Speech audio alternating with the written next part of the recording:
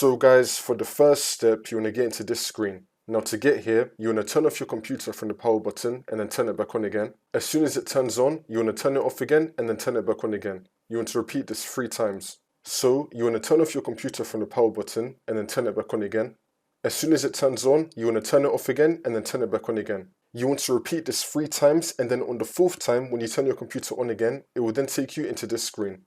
It's going to be saying that your PC did not start correctly. You want to click on Advanced Options, which will now take us to here. Now once we're here, we're going to click on Troubleshoot, Advanced Options, and then Command Prompt. If you do not see Command Prompt in this list, then you want to click on See More Recovery Options. Then it should appear right here. So you want to click on Command Prompt, and now this will come up. And now once we're on this, we're going to type in bootrec /fix mbr and then click on Enter. And now we're going to type in bootrec /fix boot and then click on Enter again. If it says access is denied, just ignore it. Now we're going to type in bootrec /rebuild bcd and then click on Enter again. Wait for this to load.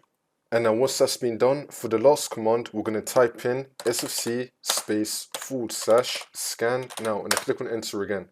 You now want to run this scan. Wait for this to load. I'm going to skip the video to when the scan will be fully completed. And now once that's been done, for the last step, we're just going to close out of this. Now you want to continue to Windows and then the problem should be fixed.